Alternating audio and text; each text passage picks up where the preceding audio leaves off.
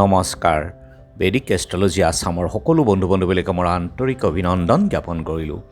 বন্ধু বান্ধৱীসকল, আপোনালোকে মন কৰিছেনে যে বহুতো টকা পইচা থকাৰ পাছতো ঘৰটো সম্পূৰ্ণ হৈ উঠে যেতিয়া আপুনি এখন নৱনিৰ্মিত ঘৰ আপোনালোকে আৰম্ভ কৰে। ইয়াৰ মুখ্য বাস্তু কাৰণ হ'ব পাৰে এই ধৰণৰ। বহুতে কয় যে কোনোবাই নজৰ লগাইছে বা যাদু টনা কৰিছে ইত্যাদি ইত্যাদি বিভিন্ন মন্তব্য শুনা দেখা যায় এই ক্ষেত্ৰত। কিন্তু সদায় মনত ৰাখিব যে ডাঙৰ ঘৰ এটা বনাওঁতে কোটি টকা মানুহৰ খৰচ হয়। গতিকে আৰু কেইটামান টকাৰ কাৰণে আপোনাৰ সপোনৰ ঘৰখন সম্পূৰ্ণ নোহোৱাকৈ থাকি যাব পাৰে, অন্যথাই ভঙা ভঙি কৰি অযথা খৰচ হ'ব পাৰে। প্ৰথমতে এজন বাস্তুবিদৰ লগত আপোনালোকে সদায় এটা আলোচনা কৰি চোৱাটো ভাল বা তেওঁলোকৰ পৰামৰ্শ ল'লে আপোনালোকৰ যথেষ্টই ভাল নৱনিৰ্মিত ঘৰ এখনত। প্ৰথমতে এটা কথা মন কৰিব যে ঘৰটোৰ দক্ষিণ পশ্চিমত দ খাৱৈ বা পুখুৰী আৰু উত্তৰ পূব কোণত যদি ওখ হৈ আছে, বালিৰ দমেই হওক বা শিল আদি যদি গোটাই থৈছে, তেতিয়াহ'লে ওখ হৈ থাকিব বা ভাৰী হৈ থাকিব উত্তৰ পূব কোণটো। এনে ক্ষেত্ৰত গৃহ নিৰ্মাণৰ সময়ত অৰ্থাৎ উত্তৰ পূব যদি ভাৰী হৈ থাকে আৰু নৈಋত্য কোণটো যদি পাতল হৈ থাকে, তেনে ক্ষেত্ৰত গৃহ নিৰ্মাণৰ কাম কিবা নহয় কিবা কাৰণত আপোনালোকৰ অসম্পূৰ্ণ হৈ থাকিব বা সম্পূৰ্ণ নহয়। হয় আপোনাৰ শ্ৰমিকৰ অভাৱ হ'ব, নহয় টকা পইচা যিকোনো কাৰণ হ'ব পাৰে বা চৰকাৰী নিয়ম উলংঘা ইত্যাদি ক্ষেত্ৰত আপোনালোকৰ ফাইন জৰিমনাও লাগিব পাৰে। এইটো কাৰণতো আপোনালোকৰ ঘৰখন বন্ধ হৈ থাকিব পাৰে এনেধৰণৰ বাস্তুযোগ যদি প্ৰথমতে দেখে।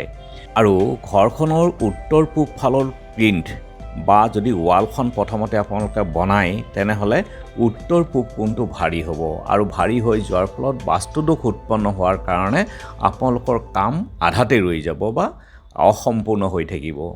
আৰু দ্বিতীয়তে আৰু এটা কথা চাব লাগিব যে যিটুকুৰ ঠাইত আপোনালোকে ভূমি পূজন কৰিছে, সেই ঠাইটুকুৰাতে যদি আপোনালোকৰ লেট্ৰিন পেচাবগাৰ বনায় বা ব্যৱহাৰ কৰে, তেনেহ'লে গৃহ নিৰ্মাণৰ কাম আধাতে ৰৈ যাব পাৰে।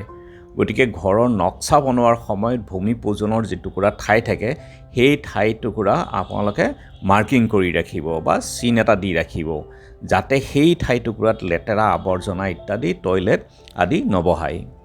আৰু গৃহ নিৰ্মাণ কৰি থাকোঁতে ভাঙা ভাঙি কৰি থকাটোও এক বাস্তুদোষ। কিন্তু গৰ্ভ অৱস্থাত ভ্ৰূণটোৰ ওপৰত অত্যাচাৰ কৰাৰ দৰে হয় যদি ঘৰখনৰ ভিতৰটো ভঙা চিঙা কৰি আপোনালোকে থাকে। ইয়াৰ কাৰণে আগতেই এণ্টেৰিয়ৰ ডেক'ৰেটৰ ঠিক কৰি ল'ব লাগে বা বাস্তুবিদৰ পৰামৰ্শ কৰি ল'ব লাগে, নক্সাটো সঠিকভাৱে বনাই ল'ব লাগে।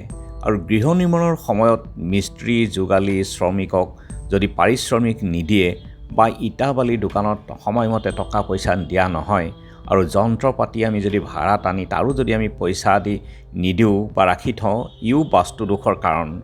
মাটি টুকুৰাৰ যি ধনাত্মকতা থাকে, সেই ধনাত্মকতা আমি বিচাৰ কৰি চাব লাগে নিৰ্মাণ কৰাৰ আগতেই। আৰু ঘৰৰ পূবফালে যদি কেনেবাকৈ ওখ ঘৰ থাকে বা উত্তৰ ফালে যদি বিল্ডিং বা ওখ ঘৰ থাকে, তেনেহ'লে আৰম্ভণিৰে পৰাই প্ৰতিকাৰৰ দ্বাৰা আগবাঢ়িব লাগে ঘৰখন নিৰ্মাণ কাৰ্যত। গতিকে এনে কৰিলে আপোনাৰ যিটো মাজতে ৰৈ যায়, তেনেধৰণৰ বাস্তুদোষ নহয়। ধন্যবাদ।